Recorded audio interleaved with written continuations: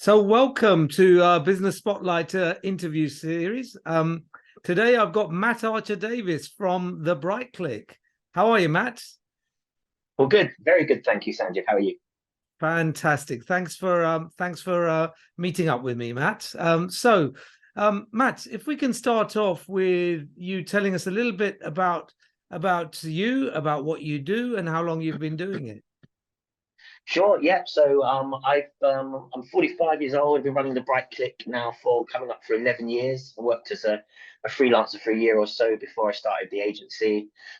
Before that, I worked in sort of marketing jobs and business development roles for my whole life. Started the business, as I say, like April 2012. We've now sort of scaled and grown gradually over the years. We're now sort of a team of 11 of us working remotely. Yeah, I'm based in my home office here in Staines-upon-Thames.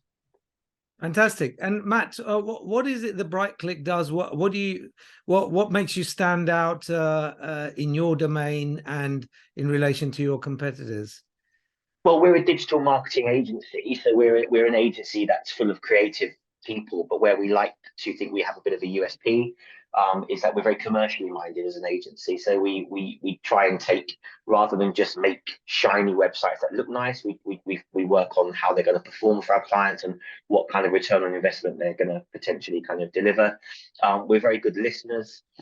We really try and get to the bottom of our clients' needs and objectives and build campaigns around that. So I think we have that real lovely mixture in that Claire, my wife, who heads up our pay-per-click team, she's a scientist with all sorts of qualifications. So she applies this kind of scientific approach. We've got the creative approach, and we've got that kind of commercial approach. So joining those kind of three things together, I think, gives us the edge over our competitors for sure.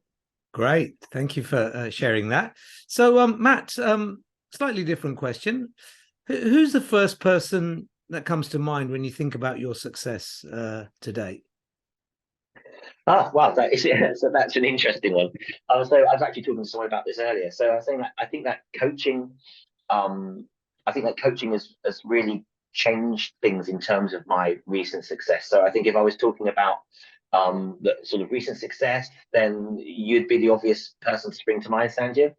I think that the person I am, and I think the position that the business is in now, compared to when you and I started working together, it's a very different environment, and so yeah, you'd be right near the top of that list for sure. Okay. And before that? Before that, I think I put my inspiration in terms of starting the business and how things kind of came about. I'd have to say that my parents played a really big role for two very different reasons. I think my dad has always had an insane kind of work ethic. I can remember as a kid him doing two or three jobs at once. So I always had this real admiration for wanting to work hard and to do what it took to support the family. And I think on the other side, my mum brought us up in a very loving environment. And also, when I started the business, I had this real realization that my fate was in my own hands because my mum was very unwell at the time that I started the business. And actually, I lost my mum pretty soon after I started. And it was my mum's kind of situation where I was complaining about the job I was in and that I wasn't happy. And she never really complained about how ill she was and her situation. And I had a real epiphany in complaining to my mum on a day that she had been having some treatment at the hospital. And my mum saying to me, well, if you don't like what you're doing, go and do something else, and that's always kind of stuck with me.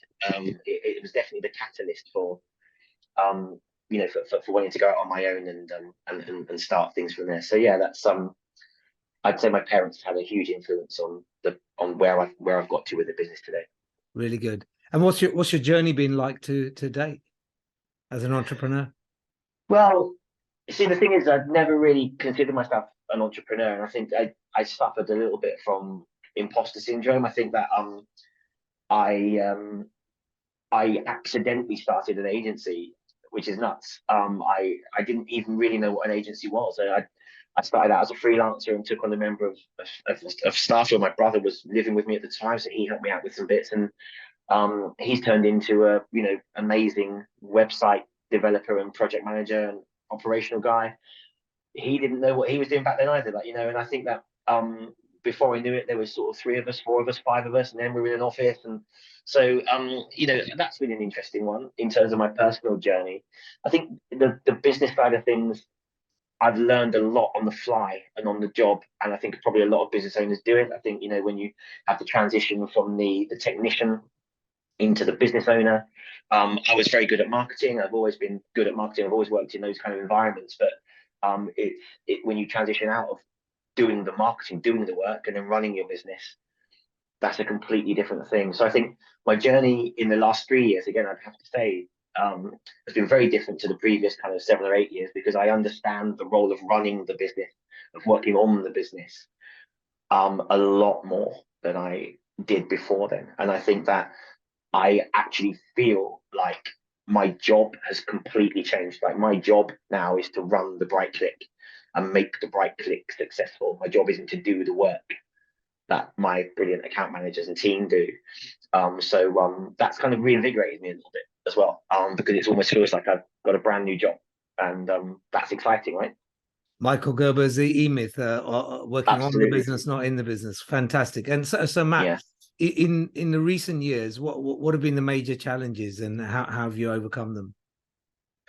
Well, I mean, COVID was obviously a big deal. But it actually worked out incredibly positively for us. But at the start, it was incredibly challenging. I mean, we rely on retained revenue for our whole business model, and within 24 hours of lockdown being announced, we lost 50% of our retained business, like, overnight.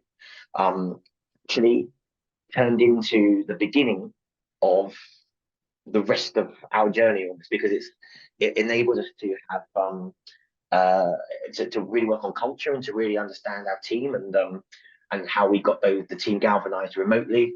And we had a um, a really transitional few weeks, I'd say transformational and transitional few weeks, where we geared ourselves up. And when we came out of that first lockdown, we were in an amazing position to really serve our clients. And as people came back and things started to spring back into life, we were so well prepared. And we really gave a lot of value to our clients, I think, at that time as well.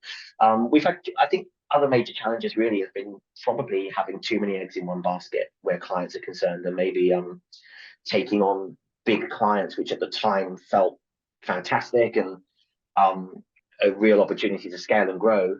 But then, the nature of marketing and outsourced assistance is that there's quite often churn and chop and change, and when you lose that big client, it can take a little while to recover again. So I think that they've been the two major challenges, I think.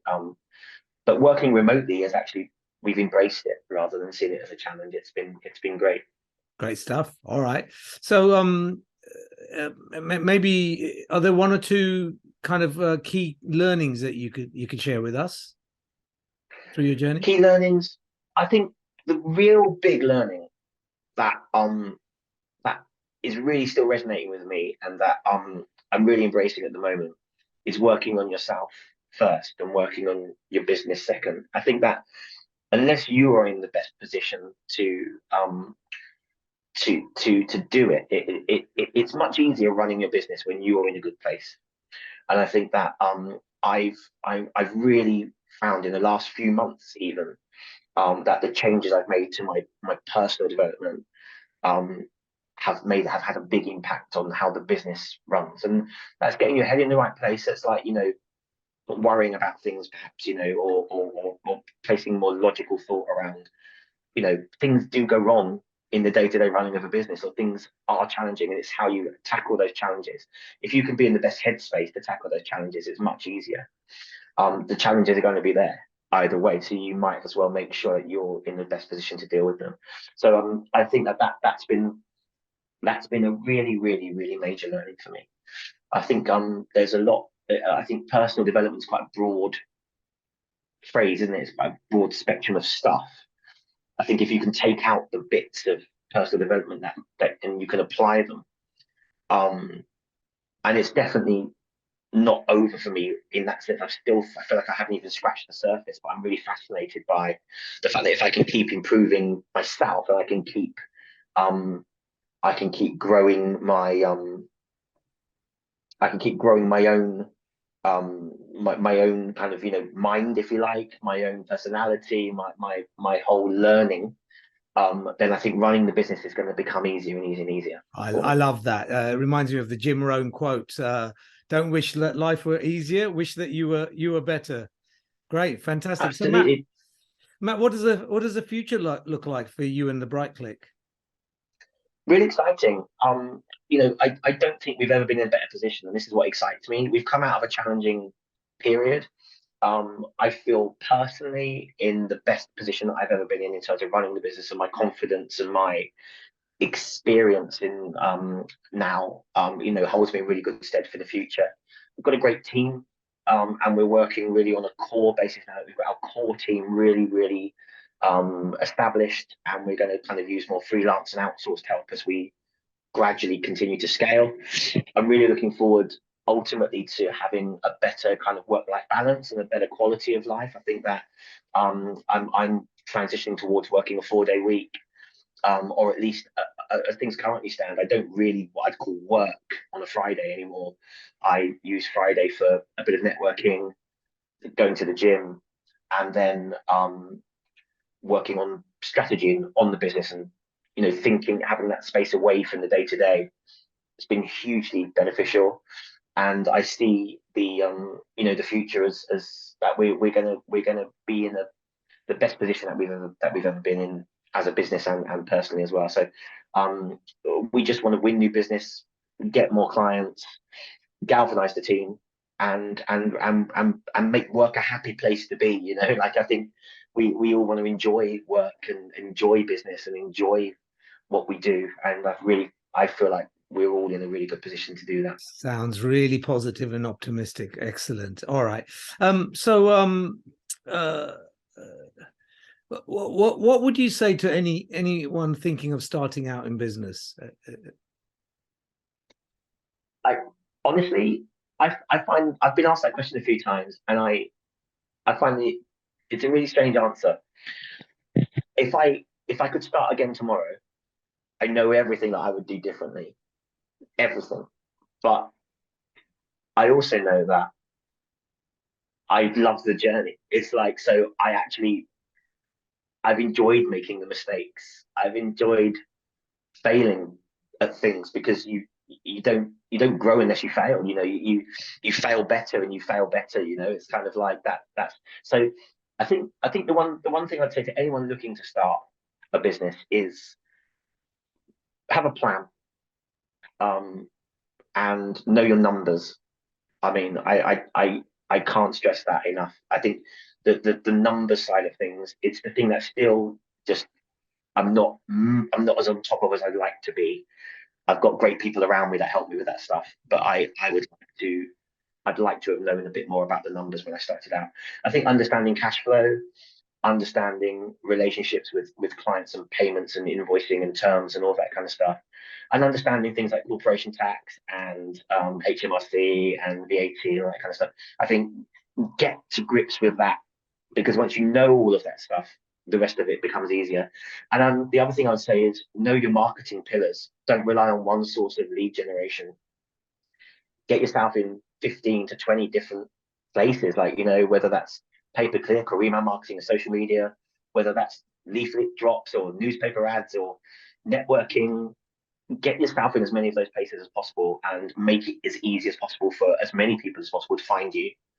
I think that you've got to get lead generation happening rhythmically, and not just rely on referrals or rely on one source of income that maybe is helpful at the beginning. It might not be there forever. So give yourself as many routes for people to find you as you can. Great advice from a marketing specialist. Brilliant. So Matt, just a couple of closing questions. What's the best Sure. advice you'd give to your 18-year-old self? um, listen, listen more. Definitely. I was a bit gung ho at times, I think, and also, even though I'm not a born entrepreneur, and I'm not like, I don't always find business natural. The one thing that has held me in really, really good stead is listening to good advice, listening to what my clients want, listening to my team and understanding their challenges. And I think taking the time to listen in general in life is a really, really good thing. And not everybody does it. I think that, when you sometimes can be talking to someone and they're listening to you, but they're not hearing you. You know what I mean? And I think that's a nuance, but it's a decent nuance to respect. That you should listen, but you should hear and absorb that information. I think I tell my kids that all the time. Great. Love that. Love that. Any other closing message, Matt? I would say, anybody who's looking to start a business or is looking to do it, I would say do it. I was talking to someone this afternoon, that it is a challenge and it is hard work, but I could never go back. I've these have been the best working years of my life. It's been up and down, and mainly up though. I would say that you only get one chance to do these things, or if you're thinking about it, you should do it. What have you got to lose? You've got everything to gain. Right. So yeah, that would be, you should definitely do it if you're thinking about it. Wonderful. And if anyone wants to find out more or explore more with you, what's the best way of getting in touch with you?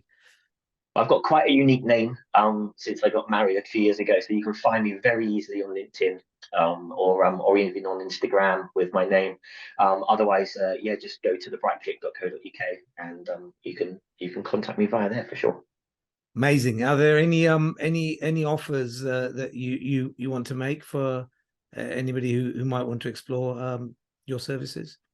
Yeah, if you've got a website and it's not delivering the results that you're maybe looking for in terms of lead generation, or you're not getting those inquiries that you thought, there's lots we can do. You can, if you contact us, we will give you an entirely free website audit. No obligation, no strings attached.